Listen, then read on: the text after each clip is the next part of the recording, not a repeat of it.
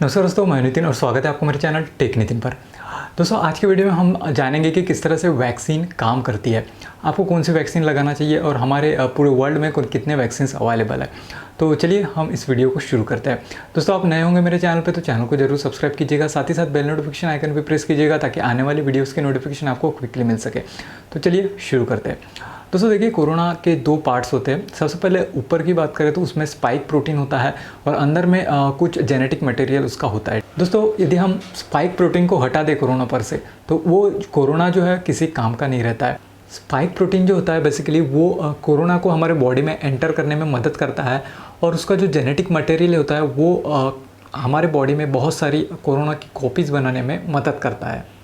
Actually होता क्या है, हमारे लंग्स में जो है काफ़ी सारे रिसेप्टर्स लगे होते हैं। बेसिकली लंग्स काफ़ी सेंसिटिव पार्ट होता है। बेसिकली हमारे बॉडी में जितने भी सेल है उसमें एक सेमी परमिएबल मेम्ब्रेन होती है। उस सेमी परमिएबल मेम्ब्रेन का फंक्शन क्या होता है, वो कुछ मटेरियल को ही अंदर जाने देती है और कुछ मटेरियल को ही बाहर जाने देती है। तो उसमें बेसिकली ये कोरोना नहीं होता है, ठीक है। तो उसको हमारे बॉडी में अंदर जाने के लिए सिर्फ एक ही जगह मिलती है, वो होता है हमारा लंग्स। और लंग्स में भी रिसेप्टर्स लगे होते हैं, आप देख पा रहे होंगे उनका शेप्स कुछ इस तरह से होता है। तो इन रिसेप्टर्स में जो है कोरोना का जो स्पाइक प्रोटीन है वो फंस जाता है और उसको एंट्री मिल जाती है हमारे बॉडी में अंदर जाने के लिए। अब बेसिकली होता क्या है, इसका जो जेनेटिक मटेरियल होता है कोरोना का वो होता है आरएनए, ठीक है। आरएनए आपने पढ़ा होगा बायोलॉजी में। अब दोस्तों आपने बायोलॉजी में पढ़ा होगा जो भी हमारी सेल्स होती है उसमें एक न्यूक्लियस होता है और न्यूक्लियस में एक राइबोसोम होता है, ठीक है। तो ये बेसिकली जैसे बॉडी में हमारे घुसता है कोरोना तो वो सबसे पहले न्यूक्लियस से मिलता है और न्यूक्लियस से मिलने के बाद ये बोलता है कि राइबोसोम किधर है। तो राइबोसोम जो है, अब दोस्तों ये न्यूक्लियस जो होता है काफ़ी सीधा साधा होता है, ठीक है। ये जो कोरोना वायरस है वो फिर सीधा राइबोसोम्स को जाके मिलता है और राइबोसोम को बोलता है कि तू जो है मेरे जेनेटिक मटेरियल की कॉपी बना। तो ये राइबोसोम बेसिकली जेरोक्स मशीन की तरह काम करता है। इसे नहीं पता होता है कि ये किसकी कॉपी कर रहा है। बेसिकली राइबोसोम जो है प्रोटीन्स की कॉपी करता है जनरली हमारे बॉडी में। तो ये कोरोना क्या करता है, बहुत ही शातिर है कोरोना, तो ये अपने जेनेटिक मटेरियल की कॉपी बनाना स्टार्ट कर देता है। तो राइबोसोम तो बेचारा सीधा साधा है, वो कॉपीज़ बनाने लगता है। तो वो इतने कॉपीज़ बन जाते हैं इस कोरोना वायरस के हमारे लंग्स में कि हम सही से तरीके से सांस भी नहीं ले पाते हैं और हमारा ऑक्सीजन लेवल गिर जाता है। अब दोस्तों देखिए, जैसे ये अपनी कॉपीज़ बनाने लगता है तो हमारा इम्यून सिस्टम को पता चल जाता है। अब इम्यून सिस्टम एक्टिव हो जाता है, उसे लगता है कि भैया कोई ना कोई यहाँ पे नया बंदा आया है, फॉरेन पार्टिकल आया है हमारे बॉडी में, तो वो सीधा उसे फाइट करने लग जाता है। तो दोस्तों जैसे ही वो फाइट करने लगता है हमारा इम्यून सिस्टम, तो हमें जो है हल्का सा फीवर यहाँ पे महसूस होने लगता है। तो वो हमारा इम्यून सिस्टम ही होता है जो लड़ता है, ठीक है। अब ये काफ़ी लड़ता है लेकिन जो है कोरोना मरने का नाम नहीं लेता है। तो फिर ये राइबोसोम बोलता है इम्यून सिस्टम को कि देख भाई ये जो है मरने वाला नहीं है और ये काफ़ी कॉपीज़ बना रहा है राइबोसोम मेरी यानी राइबोसोम की मदद से। तो तू एक काम कर, तू एंटीबॉडीज़ बना, ठीक है। तो इम्यून सिस्टम फिर एंटीबॉडीज़ बनाने में लग जाता है। तो दोस्तों जिसका इम्यून सिस्टम स्ट्रॉन्ग होता है वो जो है एंटीबॉडीज़ बना लेते हैं और वो कोरोना पे मात भी पा लेते हैं। अब ये मात कैसे पाते हैं मरीज, बेसिकली होता क्या है, जब भी एंटीबॉडी बनती है तो ये एंटीबॉडी क्या करती है, उन स्पाइस प्रोटीन को जो है लॉक कर देती है। अब दोस्तों देखिए, हमारे बॉडी के अंदर जाने का रास्ता तो एक ही है, लंग्स के जो रिसेप्टर है तो या फिर सेल के जो रिसेप्टर है, तो यहाँ पे होता क्या है, ये जो स्पाइक प्रोटीन है वो लॉक हो जाते हैं तो वो अंदर घुस ही नहीं पाते।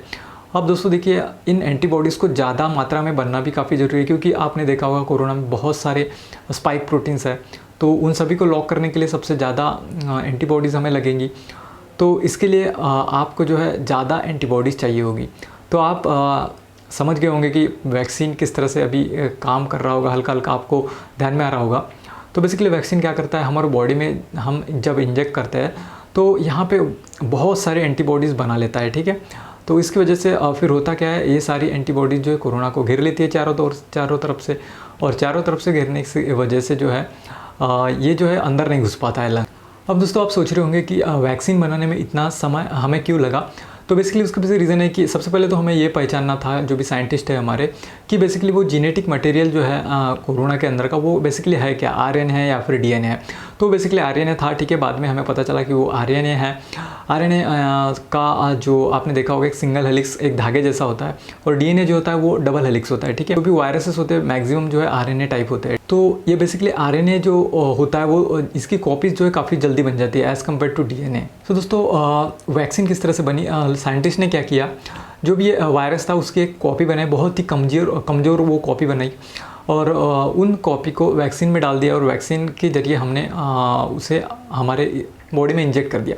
अब जैसे ही वैक्सीन हमारे बॉडी में जाती है तो हमारी बॉडी क्या करने लेती है, वो काफ़ी कमज़ोर होती है कि वो उसकी डुप्लीकेट होती है, ठीक है, कोरोना वायरस की। तो यहाँ पे जैसा ही वैक्सीन हमारे अंदर जाती है तो हमारी बॉडी मैक्सिमम मीन्स एंटीबॉडी बनाती है, ठीक है, बहुत सारे एंटीबॉडीज़ बनाती है।